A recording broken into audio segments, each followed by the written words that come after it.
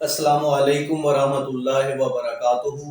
میں social prospect سے آپ کا میزبان وسیم قریشی آپ کی خدمت میں حاضر ہوں۔ ڈیرہ غازی خان کے کوچنگ سینٹر میں ایک استاد اپنی کئی طالبات کو اپنی جنسی تسکین کا سامان بناتا رہا اور ان واقعات کو باقاعدہ خفیہ کیمرے کی مدد سے ریکارڈ کیا جاتا تھا اور پھر بلیک میلنگ کرتے ہوئے ان طالبات کو اپنے دو دوستوں کے سامنے پیش کر دیا جاتا تھا۔ یہ واقعہ ڈیرہ غازی خان کی ایک نجی اکیڈمی، ایک نجی تعلیمی ادارے کا ہے، جس کا پرنسپل جو مین ملزم ہے، جو مین کردار ہے اس سارے سانحے کا، وہ جاوید نامی کوئی شخص ہے۔ یہ اس ادارے کا پرنسپل تھا۔ یہ ادارہ 3 فلور پر مشتمل تھا، جس میں ایک بیسمنٹ ہے۔ بیسمنٹ وہ ہے جہاں کی ویڈیو وائرل ہوئی ہے، جہاں یہ ملزمان چھوٹی اور معصوم بچیوں کو، طالبات کو بلیک میلنگ کرتے ہوئے اپنی جنسی تسکین کا سبب بناتے تھے، سامان بناتے تھے، ان کا استعمال کرتے تھے۔ اس کے ساتھ مزید 3 اور 4 لوگ ابھی تک جو اس نے نام لیے ہیں، 4 لوگوں کا اس نے نام لیا ہے جو اس کے ساتھ ملوث تھے، جن میں ایک اسامہ ہے، ایک مجاہد ہے اور ایک حبیب ہے۔ چوتھا جو شخص ہے اس کا نام ابھی تک میری معلومات میں نہیں آ سکا۔ یہ وہ 4 ملزمان تھے جو اسے مختلف ذرائع سے، مختلف طریقے سے مختلف بچیوں کو اس تک رسائی دیتے تھے، جن کو پھر یہ اپنی جنسی تسکین کا سامان بناتا تھا، ان چھوٹی چھوٹی بچیوں کا استعمال کرتا تھا، اور پھر یہ ملزمان بھی باری باری 1 بائی 1 ان بچیوں کے ساتھ جنسی زیادتی کرتے تھے۔ یہ اکیڈمی 2012 سے چل رہی تھی، یعنی کہ گزشتہ 9 سالوں سے یہ اکیڈمی کام کر رہی ہے، اور یہ شخص جاوید نامی جو شخص ہے، جو اس کا پرنسپل تھا، یہ عرصہ 8-9 سال سے درس و تدریس کے شعبے سے وابستہ ہے۔ لعنت ہو ایسے استاد پر، لعنت ہو ایسے شخص کے اوپر جسے درس و تدریس ہی ملا تھا اپنی یہ اندر کی غلاظت نکالنے کے لیے۔ یہ اس معاشرے کے وہ چہرے ہیں، یہ اس معاشرے کے وہ درندے ہیں جو معاشرے میں رہنے کے قابل نہیں ہیں۔ ان لوگوں کی وجہ سے یہ جو معاشرہ ہے، اسے درندوں کا معاشرہ کہنے پر مجبور ہو جاتا ہے انسان۔ گزشتہ 6-7 سالوں سے یہ ملزمان اس طرح کی حرکات کرتے آ رہے تھے، یعنی کہ پتہ نہیں نہ جانے کتنی بچیاں ہیں جو ان کی اس غلاظت کی وجہ سے اپنی عزتیں گوا بیٹھی ہیں، نہ جانے ان کو کس طرح سے بلیک میل کیا جاتا ہوگا۔ خفیہ کیمرے لگانے کا مقصد بھی اتنا تھا کہ تاکہ ان بچیوں کی ویڈیو ریکارڈ کی جائے اور بعد میں انہیں بلیک میل کرتے ہوئے جو بھی ان کا نیٹ ورک تھا، جتنے ملزمان اس میں ملوث ہیں، تاکہ سارے کے سارے جو لوگ ہیں وہ انہیں باقاعدہ استعمال کر سکیں۔ یہ جو جاوید نامی شخص ہے، اس کے پاس باقاعدہ ایڈوکیٹ کا، بار ایسوسی ایشن کا ایک کارڈ بھی موجود ہے، جس کی ابھی پولیس تحقیقات کر رہی ہیں۔ ڈی پی او ڈیرہ غازی خان عمر سعید نے اپنے بیان میں یہی کہا تھا کہ اس کے اوپر ابھی تحقیقات کی جا رہی ہیں، جس میں ویریفائڈ کیا جائے گا کہ یہ جو لا کا اس کے پاس کارڈ ہے بار ایسوسی ایشن کا، وہ جعلی ہے یا اصل ہے۔ یہ سارے واقعات آپ کے سامنے تفصیل کے ساتھ میں نے پیش کر دیے ہیں۔ کچھ لوگوں کا کہنا ہے کہ ہماری سوسائٹی میں، ہمارے معاشرے میں ایک استاد جس کا درجہ روحانی باپ کا ہوتا ہے، وہ اپنے درجے کا، اپنے مقام کا اور اپنے مرتبے کا بھی خیال نہیں کرتا۔ میں آپ سے سب سے پہلے پوچھنا چاہوں گا، مجھے صرف ایک بات کا جواب دے دیں، کیا آج ہمارے تعلیمی اداروں میں پڑھانے والے جو لوگ ہیں وہ استاد ہیں؟ وہ استاد کہلانے کے لائق ہیں؟ جب وہ استاد ہی نہیں ہیں تو روحانی باپ کیسے ہو سکتے ہیں؟ روحانی باپ ہونے کے لیے استاد ہونا پہلی شرط ہے۔ لیکن معذرت کے ساتھ آج ہمارے تعلیمی اداروں میں جو پڑھانے والے ٹیچرز حضرات ہیں، ان میں زیادہ تر جو ٹیچرز ہیں وہ استاد کے رتبے کو ہی پورا کرنے کے قابل نہیں ہیں۔ استاد ایک معلم کا کردار رکھتا ہے، استاد ایک معلم کا درجہ رکھتا ہے۔ کیا یہ معلم ہیں؟ معذرت کے ساتھ میں 100% طبقے کو اپنی اس تنقید کا یا جملے کا نشانہ نہیں بنانا چاہ رہا، لیکن معذرت اور افسوس کے ساتھ مجھے یہ بھی کہنا پڑتا ہے کہ more than 80% جو ہمارے تعلیمی اداروں میں بیٹھے ہوئے لوگ ہیں وہ واقعی معلم یا استاد کہلانے کے لائق نہیں ہیں۔ آج ہمارے معاشرے میں تمام تعلیمی اداروں میں، خواہ وہ سکول ہوں، کالجز ہوں، یونیورسٹیز ہوں، یہاں تک کہ مدارس ہوں، ہر جگہ اس طرح کے واقعات سامنے آتے رہتے ہیں۔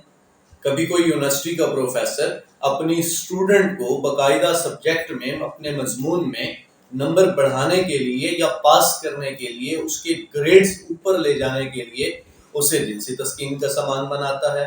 تو بعض جگہ دیکھا جاتا ہے کہ کئی طالبات خود پروفیسرز کو یہ آفر کرتی ہوئی پائی جاتی ہیں۔ کبھی جنسی زیادتی کے واقعات، کبھی باہمی رضامندی کے معاملات، اور پھر اس کے بعد اسقاط حمل کے واقعات۔ آپ اپنے ارد گرد چاروں طرف نظر تو دوڑا کر دیکھیں، یہ پیزا شاپس، یہ آپ کے آئس کریم پارلر، یہ آپ کے جوس کارنرز، یہ دیکھیں آپ نے یہاں چھوٹے چھوٹے سے کیبنز بنے ہوتے ہیں۔ ان کیبنز کو بنانے کا آخر مقصد کیا ہے؟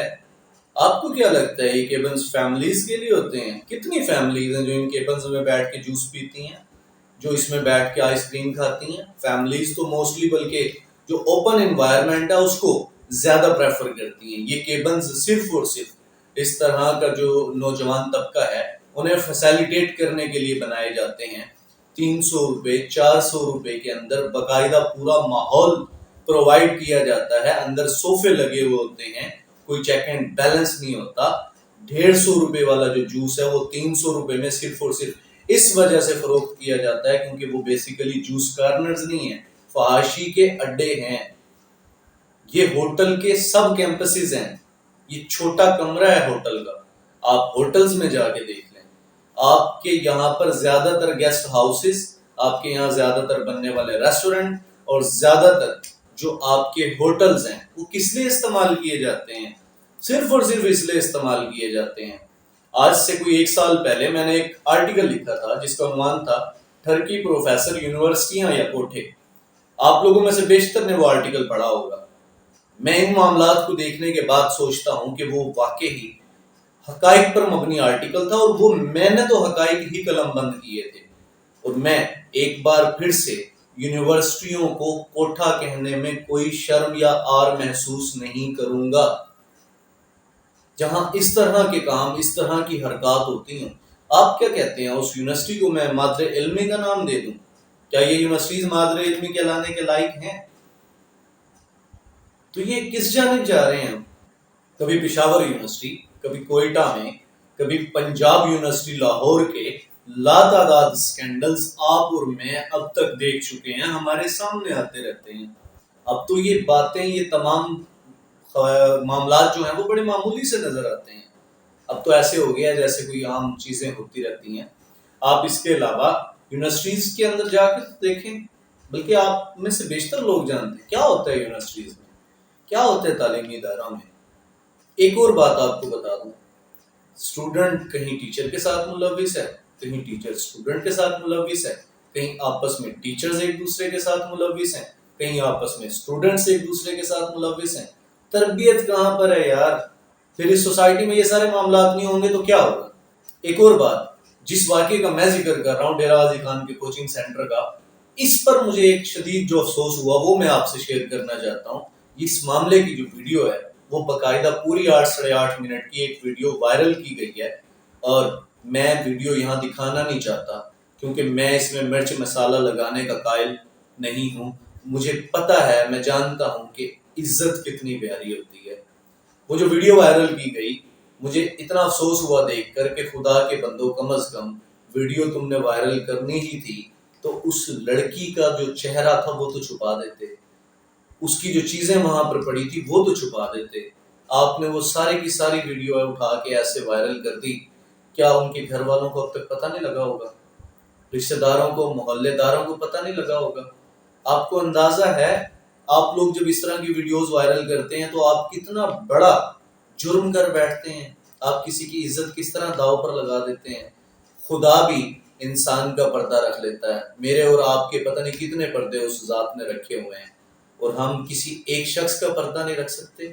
ویڈیوز کو آپ بلر کر کے بھی تو وائرل کر سکتے ہیں، آپ لڑکی کا چہرہ بھی تو چھپا سکتے ہیں، لیکن آپ نے ایسی کی ایسی اٹھا کے ویڈیو وائرل کر دی۔ وہ آگے اتنے سارے لوگوں نے شیئر کیا. اس کے علاوہ بھی تو ایک اور سولوشن تھا, اس ویڈیو کو لے کر چلے جاتے ڈی پی او وغیرہ کے پاس, یہ جو اتھارٹیز ہیں جو ذمہ داران ہیں ان کے پاس, وہ ویڈیوز لے کے چلے جاتے. آپ بیرونی طور پہ بھی تو یہ ساری کاروائی ہو سکتی تھی, ممکن بنایا جا سکتا تھا اسے.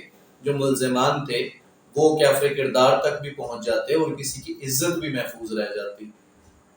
ان کو گرفتار کر لیا گیا ہے, لیکن اس خاتون, اس بچی کے ساتھ کیا گزرے گی یہ اللہ ہی بہتر جانتا ہے. ہم اس کے حق میں دعا ہی کر سکتے ہیں.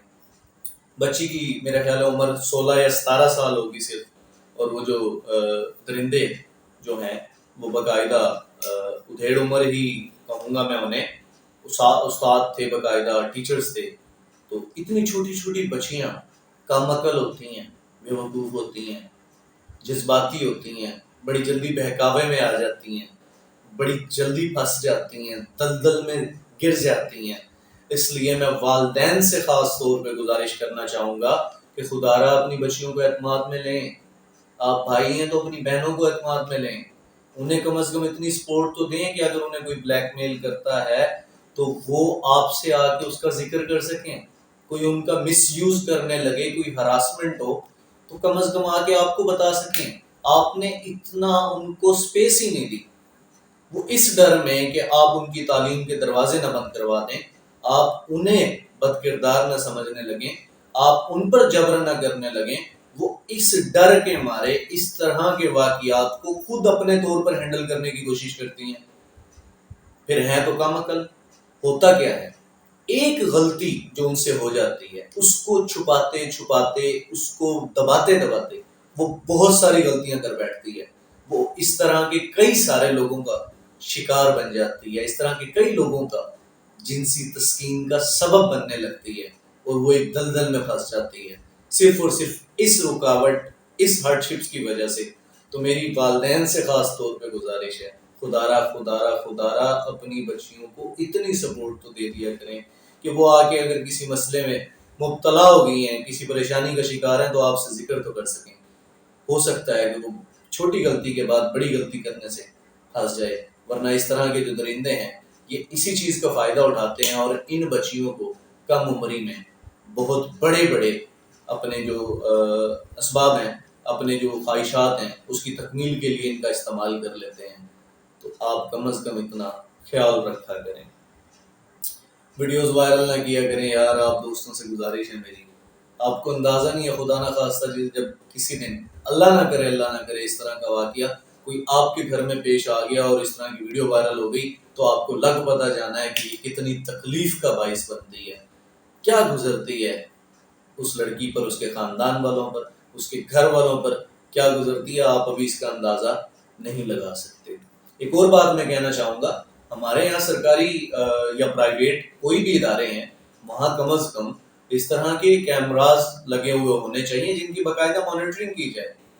آج کل تو اس طرح کے پتہ نہیں کتنے واقعات ہیں, یہ تو ایک آدھا وائرل ہو جاتا ہے, اندرونی طور پہ پتہ نہیں کتنے ہوں گے. میں کہتا ہوں کہ آپ سرچ تو کرنے لگیں, آپ کی عقل دنگ رہ جانی ہے. اس کی میں تفصیلی وضاحت اپنے اس آرٹیکل میں کر چکا ہوں. تو پتہ نہیں کہاں جا رہے ہیں, کیا وجہ ہے آخر؟ کیونکہ تعلیم کے ساتھ تربیت نہیں ہے. اس سوسائٹی میں ٹیچر کی بھی تربیت نہیں ہے, اس سوسائٹی میں پیرنٹس کے پاس بھی تربیت نہیں ہے.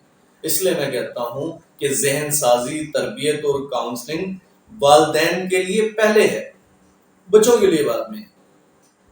اس سوسائٹی میں تربیت, ٹریننگ, ذہن سازی اور کردار سازی کی ضرورت استاد کو پہلے ہے, اسٹوڈنٹ کو بعد میں ہے.